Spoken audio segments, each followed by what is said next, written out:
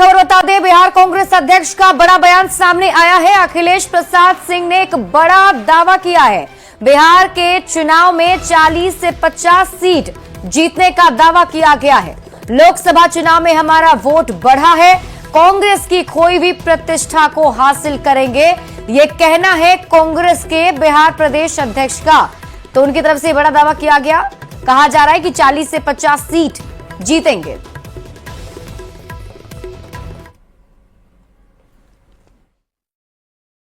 और आने वाला जो 6-8 महीने के बाद बिहार प्रदेश में चुनाव है, उस जंग को हम लोगों को किसी भी तरह से जीतना है।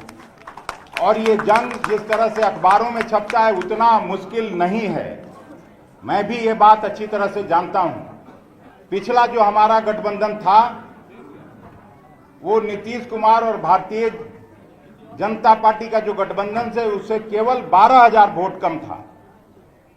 और केवल हम लोगों के सभी फ्रंटल ऑर्गेनाइजेशन के लोग, महिला कांग्रेस के लोग ठीक ढंग से अगर अभी से काम में जुट जाएं तो मैं कोई कारण नहीं देखता कि आज जहां हम लोगों की विधानसभा में संख्या 19 है उसको हम 40-50 नहीं पहुंचा सकते हैं।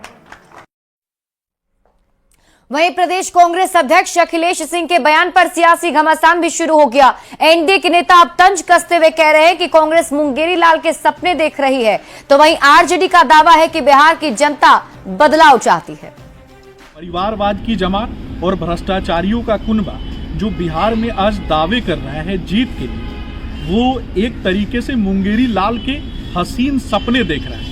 कांग्रेस का नेतृत्व मुंगेरी लाल के हसीन सपनों से ज्यादा बढ़ के कुछ और नहीं कर सकता। मेरा तो ऐसा मानना है कि कांग्रेस एक भी सीट बिहार में जीत ले तो यह बहुत बड़ी बात है। कांग्रेस दीवा स्वप्न देखना छोड़ दे। कांग्रेस पार्टी अभी बहुत मुश्किल स्थिति में है। लालू प्रसाद यादव कितनी तरजीह दे रहे हैं कि नहीं दे रहे हैं, उनका ध्यान आकर्षण के लिए वो लगातार कभी प्रभारी बदलते हैं, कभी कुछ करते हैं, तो करते रहें, लेकिन जब तक जनता से नहीं जुड़ेंगे, लालू प्रसाद यादव जी की मांग से बाहर नहीं आएंगे, तब तक क्या होगा। देखिए, बिहार में कांग्रेस, राष्ट्रीय जनता दल और वामपंथी दल, वीआईपी पार्टी पूरे विचारों के साथ, पूरे समन्वय के साथ चुनाव मैदान में जाएगी।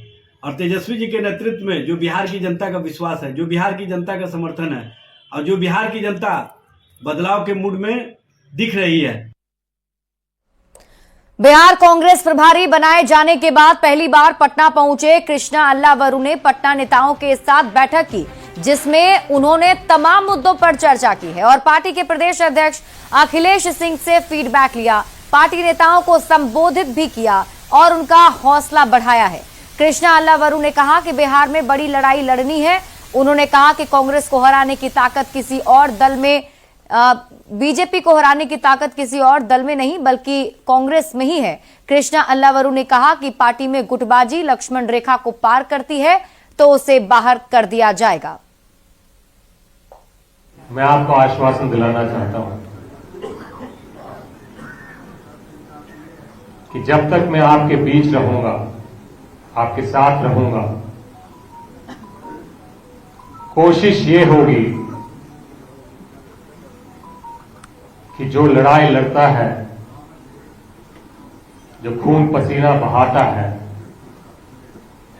चाहे वो संगठन हो या चाहे वो टिकट हो, ऐसे सिंहों को प्राथमिकता मिले। कि हम रेस के घोड़े को शादी में लगा देते हैं और शादी के घोड़े को रेस में लगा देते हैं।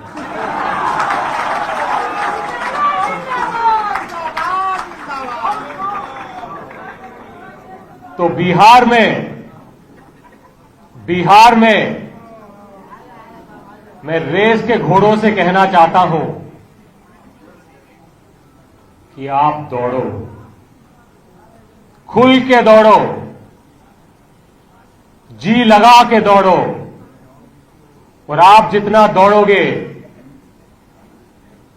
उतना ही हम मैदान में जीतेंगे। और अब आप भी जान लीजिए कि कृष्णा अल्लावरू आखिर कौन है जिन्हें ये बड़ी जिम्मेदारी कांग्रेस की तरफ से दी गई है। अगर हम उनके बारे में बात करें तो कृष्णा अल्लावरू मूल रूप से कर्नाटक के रहने वाले हैं। भारतीय युवा कांग्रेस के प्रमुख नेताओं में गिने जाते हैं।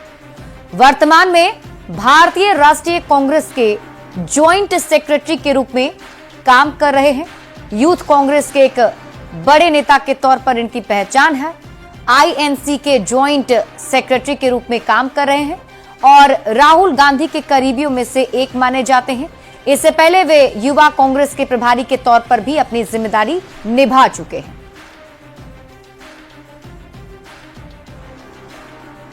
और